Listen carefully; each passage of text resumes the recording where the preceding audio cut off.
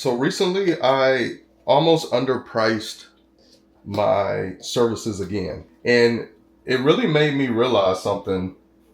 And it's crazy because I've been in the online space for a good amount of time now, years, and I still have these struggles. And it is, I'm pretty sure, for a lot of creatives, and that's just pricing your services or whatever it is you're offering. But you know what's crazy? Every time I've raised my prices, people have paid every single time. I was holding myself back.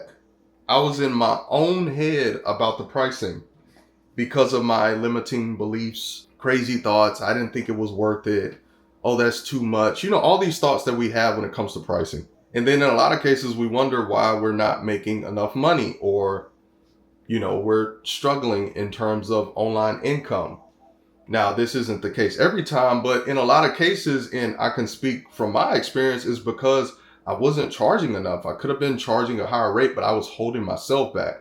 My mindset was what kept me stuck and not, where I wanted to be income wise. I want to share recently what I did. So towards the beginning of this year, I revamped a lot of my services, just the messaging, how the landing pages look, the pricing, completely revamped them because they're more specific, and I'm just always trying to refine my services and offers. But when I was doing that, I'm like, man, my prices are freaking low. Now, this was when I had my job, and I was doing services, offering services on the side. So that's part of it. But another big part of it is I was just scared to charge more. I guess I didn't think it was worth it. Or a big one that I always have is I'll say to myself, I don't think people are going to pay this much for this. And what I did is I pretty much doubled, almost tripled my prices. And in the process of doing that, I almost reverted back to, or was taking money from my packages that I have. I'm like, oh, I don't know if that's too much. But I just stuck with it, right? Now, let me explain what happened, because this does happen in a lot of cases when I've just raised my prices in regards to a lot of different things. And this is where like a lot of people will freak out or just scrape the whole thing. So in the first 30 days, I think it was about 30 days, I didn't get any sales on these services. But, with what I know now, I'm like, okay, I'm just going to wait it out. I know the messaging is good with these services. I know I have the experience. It's focused on a specific problem and me helping that person with a specific problem. So I was like, I just have to stay put and give it time to work. And that's what I've learned in a lot of cases is you have to give your pricing time to work. Because I remember in the past, especially when me and my wife had our photography business, I wouldn't give the changes enough time to work and to give the marketing enough time to work to attract, this new audience or new potential customers, depending on how you have revamped your pricing. But within these last couple of weeks, people are buying. And the crazy part is, because I have packages, they're buying my highest package. I've even had people reach out before they said they will come back. They're like, I'm ready to buy, right? It's just a different type of energy. And that's the point that I want to get across with this video is I was in my own head and I was contemplating like, okay, I need to lower this. This is too much, because I was scared to charge a certain amount. I was holding myself back. So it's just like, it's crazy how much we get in our own way. And that's something that I've really learned as a content creator, as a full-time entrepreneur. Like, most of the time, I'm just getting in my own way. I'm in my own head, even with content sometimes.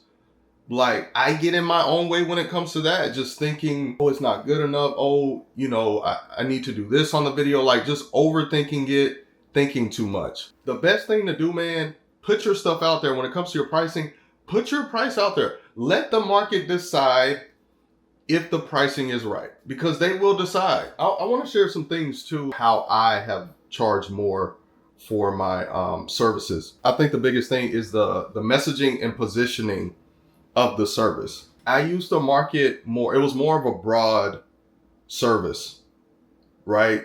And that's because I was newer too, and then I didn't refine it and change it. Now it's more specific. It's packaged completely different. The messaging is different. It's for a specific type of creator, like people that want to leverage YouTube to build a real online business, not people chasing popularity, virality, and all those things, right? It's business owners, it's entrepreneurs, things like that, and helping them figure out how to turn the content into a business, a system that's repeatable. You see what I'm saying? So the messaging of that is completely different versus it used to be, oh, I just help new YouTubers. And see, it's positioned to where it sounds better. It feels more premium, right? So the wording, even the graphics, let's say you have pictures on your landing page, it's how does it look? How is it positioned?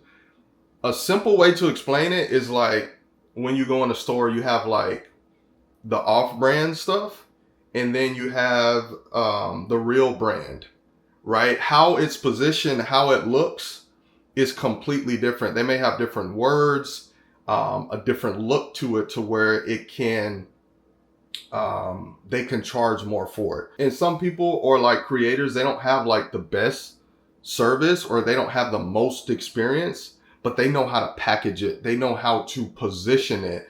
They understand messaging to where that stuff sells. And that's something that I've learned, right? Because I could have all the experience in the world. I could have just this crazy kind of resume when it comes to what I do. But if I don't know how to communicate that effectively to where it speaks to the potential client, they see value in it, then it's not going to sell how I expect it to sell. And then also, I'm going to make this pretty quick. I don't want this to be too long. I'm about to work out. I was reminded that we have to consistently work on our mindset, because that's usually the bottleneck.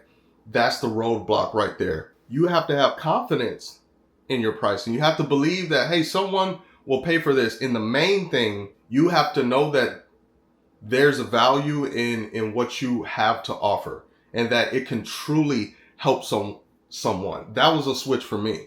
I know that my services are valuable and they can help someone or get someone a result. So letting go of those limiting beliefs, being more confident in what I do, that helps a lot when it comes to my pricing. And I'm not going to lie, that definitely takes some time to get to that level. And as you can see by this video, it's something that I still kind of get pulled back into, like, oh, that's too much.